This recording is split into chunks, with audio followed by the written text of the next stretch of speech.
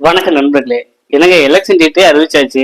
கிராம ஊராட்சி செயலர் பதவிக்கான அப்டேட் வந்து எதுவுமே தெரியலையே. என்ன காரணம்? எதுக்கு நோட்டிபிகேஷன் கொடுத்தாங்க?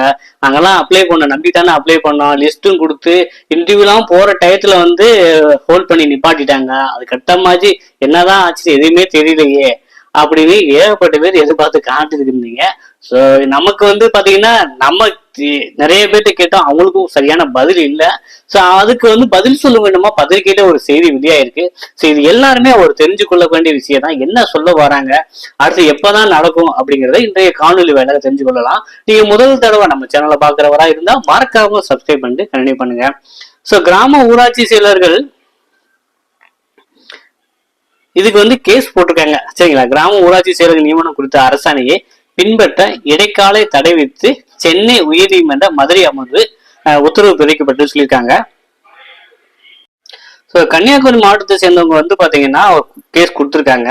அதுல வந்து பாத்தீங்கன்னா சுமார் வந்து பாத்தீங்கன்னா உட்பட 5 கிராம ஊராட்சிகளில் செயலர் பணியிடங்கள் காலியாக உள்ளன. செயலர் பணியிடங்களை நிரப்ப சம்பந்தப்பட்ட கிராம ஊராட்சிகளுக்கே அதிகாரம் உள்ளது. இந்நிலையில் மாவட்ட ஆட்சியர் தலைமையிலான குழுவே கிராம ஊராட்சி செயலர் பணியிடங்களை நிரப்ப வேண்டிய என ஊரக வளர்ச்சித்துறை ஆணையர் கடந்த ஆண்டு செப்டம்பரில் அரசாணை பிறப்பித்தார். இது ஏற்கத்தக்கதல்ல. இந்த அரசாணைக்கு இடைக்கால தடை விதிக்க வேண்டும். ஊராட்சி செயலர்களை அந்த கிராம ஊராட்சி நிர்வாகமே நிரப்ப உத்தரவிட வேண்டும். சோ இதுக்கு வந்து கலெக்டர் தலைமையிலான ஒரு குழு தான் வந்து கிராம ஊராட்சி செயலர் நியமிக்கணும் அப்படிங்கிற புதிய அரசாணை போட்டிருக்காங்க. அதை எதிர்த்துதான் அந்தந்த கிராம ஊராட்சியே கிராம ஊராட்சி செயலர் நியமிக்கிறதானே அப்படிங்கிறத கேஸ் போட்டிருக்காங்க. ஓகேவா? இந்த மனு வந்து விசாரணைக்கு வந்தப்ப வந்து கிராம ஊராட்சி செயலர் பணியிடங்களை குறிப்பிட்ட காலத்திற்குள் நிரப்ப வேண்டிய என தனி நீதிபதி ஒரு வழக்கில் உத்தரவிட்டார். இதன்படி நடவடிக்கை எடுக்கப்பட்டது. இந்த வழக்கு தொடர்பாக பதில் மனுக்கள் தாக்கல் செய்ய அவகாசம் வழங்க வேண்டும் என அரசு தரப்பில் தெரிவிக்கப்பட்டது.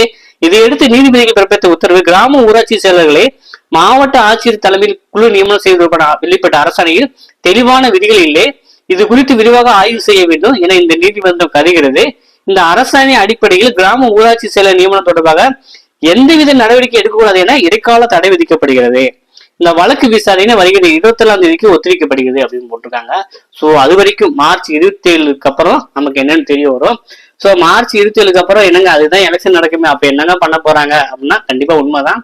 அடுத்து வந்து எலெக்ஷன் எல்லாம் முடிஞ்சு ஜூன் மாசம் தான் மறுபடியும் வந்து அவங்க என்ன பண்ண போறாங்க அப்படிங்கிறது தெரிய வரும். சோ இருந்தாலும் எந்த வித தகவலும் தெரியாம இருந்ததுக்கு இது எவ்வளவோ மேல் என்ன எதிர்நாச்சு தெரிஞ்சிருக்கே அப்படின்னு நம்ம சந்தோஷப்பட்டுக்க வேண்டாம் இப்ப இருக்கிற சூழ்நிலையில. சரி, இந்த தகவல் வந்து நாங்கள் நண்பர்களுக்கும் தேவைன்னா அவங்களுக்கும் தெரியப்படுத்துங்க. இதே போல காணொலிகளுக்கு தகவல்களுக்கு